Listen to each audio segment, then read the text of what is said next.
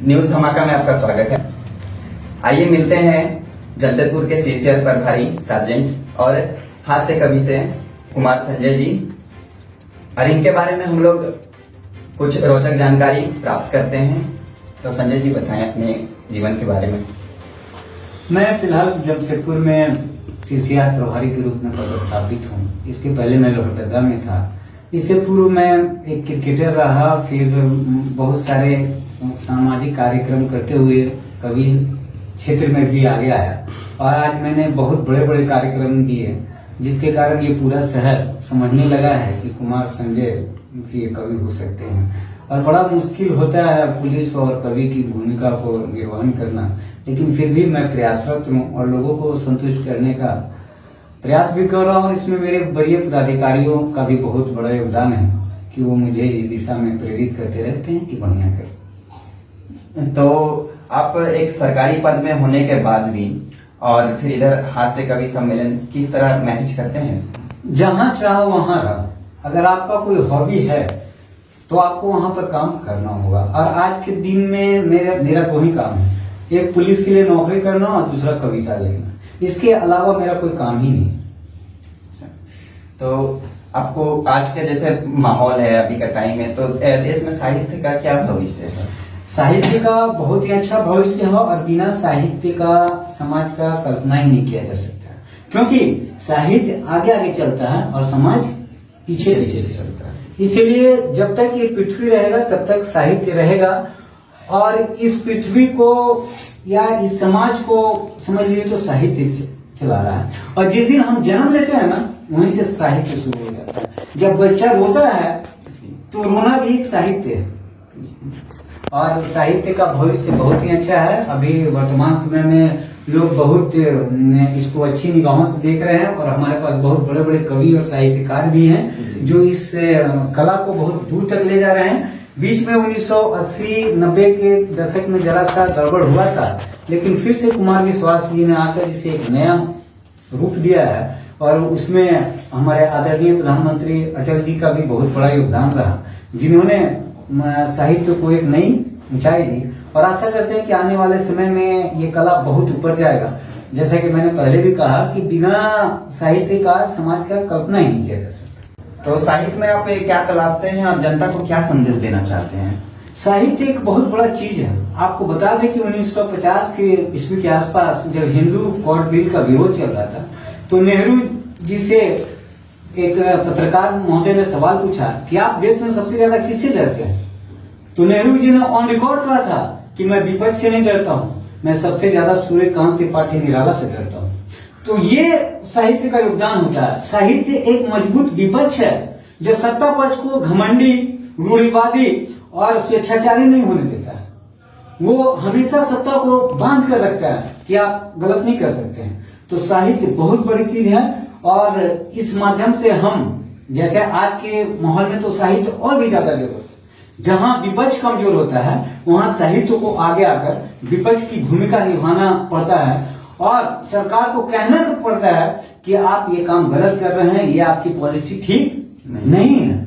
तो साहित्य का ये योगदान है हमारे समाज में, चाहे वो राजनीतिक, सामाजिक, आर्थिक किसी क्षेत्र में हो। और एक साहित्यकार वो है जो अपने कलम चलाने में किसी से नहीं डरता है, जैसे निराला जी, जयशंकर प्रसाद, और एक तरह से कह सकते हैं कि साहित्यकार पत्रकार का छोटा भाई भी है। तो आपने सबसे पहला प्रोग्राम कब किया था? सबसे पहला प्रोग्राम मैंने लोहरदगा में दिया था, जब एक बहुत बड़े कलाकार चक्रधर सराय थे। तो हमारे एसपी साहब ने कहा कि मेरे पास भी एक कलाकार है, इसको जरा सा चढ़ाइए आप लोग मंच में, देखिए कैसे करते हैं। तो वहां मैं जब उतने बड़े साहित्यकार के साथ मैंने अपना प्रोग्राम दिया और लोगों ने जब तालियां बजाई तो मैंने सोच लिया कि अब यही करना है।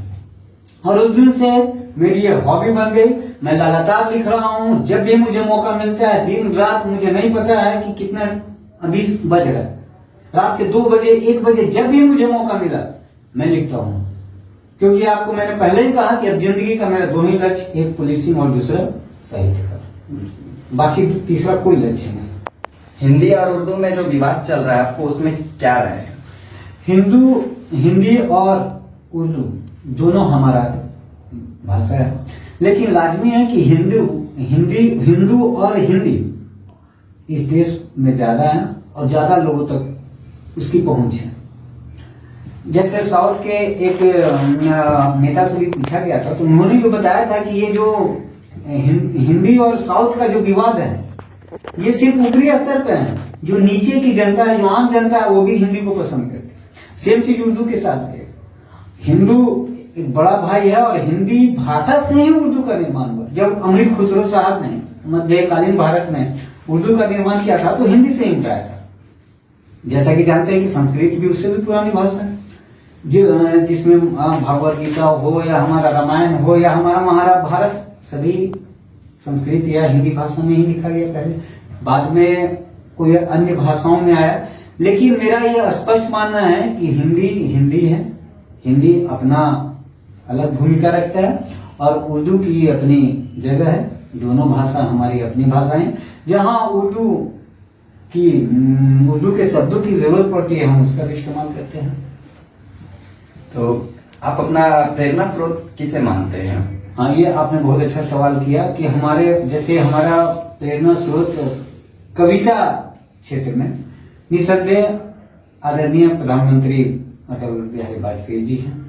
उनके साथ साथ मैं कुमार विश्वास को भी एक विशुद्ध साहित्यकार में स्वीकार करता हूं और शायद मैं उनका नकल भी करता हूं बहुत जगह। यही कारण है कि बहुत जगह बिहार झारखंड की जनता हमें नया कुमार विश्वास के रूप में भी जानते हैं, क्योंकि उनकी आइडियोलॉजी, विचारधारा, जो उनकी सोच है, मैं उनका बिल्कुल कट्टर समर्थक जिसको कहते हैं, और उनका अंदाज भी मुझे बहुत पसंद है। इसलिए मेरे कई गीत, मेरी कई कविताएं उन्हीं के अंदाज में कही गई है। जो हाल फिलहाल में मैं जो मूसाबनी में कहा था एक कविता, तो लोगों ने भी इसे बहुत तहे दिल से स्वीकार किया था।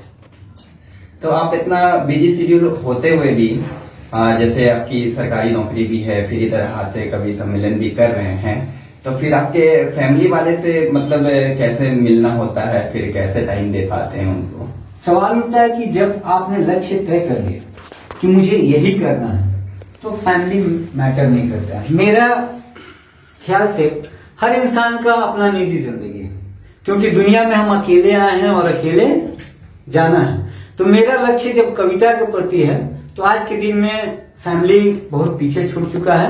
फैमिली के लोग हैं, मैं उनका सहयोग करता हूं, आर्थिक रूप से, मानसिक रूप से, सभी दृष्टिकोण से।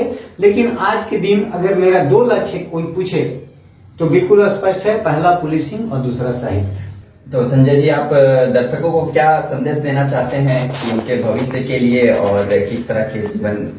दर्शकों को मैं एक साहित्यकार और पुलिस हूं, इसलिए मैं चाहता हूं कि यही संदेश देना चाहता हूं कि सब लोग राजनीतिक, सामाजिक, आर्थिक, सांस्कृतिक रूप से एक मजबूत भारत का निर्माण करें और किसी तरह की गलतफहमी में ना रहे। आज जो समाज में जो विषमताएं है ना, सिर्फ गलतफहमी के कारण है। सच्चाई यह है कि किसी को किसी से कोई लेना देना नहीं है, फिर भी हम गलतफहमी के चक्कर में हिंदू, मुस्लिम, जातिवाद जैसे कई मुद्दों को बेवजह तुल देते हैं। और एक साहित्यकार आपसे हाथ जोड़कर ये निवेदन करता है, आम जनता से हाथ जोड़कर निवेदन करता है कि भारत की जो ताकत है उसको बनाइए। भारत विश्व गुरु रहा है और भारत विश्व गुरु रहेगा, लेकिन कब? जब हम आपस में मिलकर रहेंगे। तो एक साहित्यकार यही कहना चाहता है कि आप किसी तरह के विवाद में ना आए, बिल्कुल साहित्य के साथ चले, एक दूसरे के साथ जुड़े, और जहां भी साहित्यिक कार्यक्रम हो आप वहां जरूर हिस्सा लें। क्यों? क्योंकि मान लीजिए आपने 10 लाख रुपया देकर सपना चौधरी के कार्यक्रम कराए, तो सपना चौधरी 1 घंटा में क्या देगी आपको? वो सिर्फ कहेगी मेरी अक्षों का काजल काजल और बालों काजल समेट के चल देगी। आपको क्या मिला? बाबा जी का ठुल्लू। लेकिन आप साहित्यिक कार्यक्रम देखने जाएंगे तो आपको वहां देशभक्ति, राष्ट्र के प्रति समर्पण, प्रेम, हास्य, सामाजिक स्थितियां, राजनीतिक परिस्थितियां, ये सब की जानकारी आपको मिलेगी। अतः मेरा यह भी मानना है, सरकार से भी मैं आग्रह करना चाहता हूं कि प्रत्येक स्कूल में, प्रत्येक कॉलेज में, प्रत्येक इंजीनियरिंग कॉलेज में साहित्य के कार्यक्रम कराए जाएं, ताकि बच्चों को संस्कार मिल सके। क्योंकि एक बार नेहरू जी ने ऑन रिकॉर्ड कहा था, कि इंग्लिश आपको नौकरी दिला सकता है, लेकिन संस्कार जब भी दिलाएगा तो आप का हिंदी या क्षेत्रीय भाषाएं दिला सकता। इसलिए मेरा आम जनता से आग्रह है कि हिंदी और अपना जो क्षेत्रीय भाषा है, चाहे वो भोजपुरी हो, मगही हो, कोई भी भाषा हो, सभी भाषाओं के साथ हम लोग मिलजुल कर बढ़े और हिंदी का विकास करें और एक मजबूत राष्ट्र का निर्माण करें। दर्शक आपके बैंक को बहुत पसंद करते हैं, तो एक कुछ भी आप अपनी जो रचनाएं हैं उसको प्रस्तुत करें। आजकल दल बदल बहुत फेमस है ना? तो दल बदल हम लोग यहाँ पर जितने भी दर्शक हैं, जितने भी लोग, सभी लोग दल बदल करके बैठे हैं। क्यों? क्योंकि हम लोगों ने प्यार किसी और से किया था और शादी किसी और से किया, ये भी दल बदल है ना? तो दल बदल को 3 नाम से जानते हैं। देहाती में इसको पलटू राम, हिंदी में दल बदल और अंग्रेजी में हॉर्स ट्रेडिंग कहते हैं। हाल फिलहाल में हमारे दल बदल के लिए हमारे नीतीश चाचा बहुत ही फेमस है। एक बार मैं जुबली पार्क से गुजर रहा था तो एक प्रेमी अपनी प्रेमिका की आंखों में देख कर बता रहा था कि जाना, मैं तुम्हारी आंखों में सब कुछ देख सकता हूँ।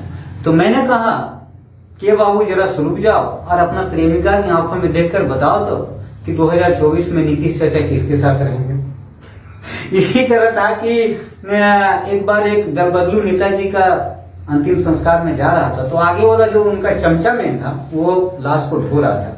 तो चमचा जी बार बार कंधा को बदल रहे थे, है ना? तो पीछे वालों को दिक्कत हो रहा था। तो पीछे वाला बोला कि अरे यार क्या कर रहे हो, बार बार कंधा क्यों बदल रहे हो? तो वो बेचारा चमचा बोला कि अरे भाई नेताजी, जितना बार कम से कम दल बदले हैं जिंदगी में, उतना बार तो हम कंधा बदल ले, नहीं तो इनका आत्मा को शांति नहीं मिलेगी। इस तरह का मामला है। और हमारे आपने कहा कि कुछ देशभक्ति सुनाइए, तो मैं पुलिस से संबंधित ही सुना देता हूँ कि पुलिस की नौकरी बड़ी कठिन है। पुलिस की नौकरी बड़ी कठिन है, ये हथकड़ी नहीं जंजीर है। जिनको मिली शहादत वो सूरवीर है और जो बचकर निकल गए ये उनकी तकदीर है। वर्दी देश की पहचान है और इसे पहनने वाला हमेशा नौजवान है। Thank you.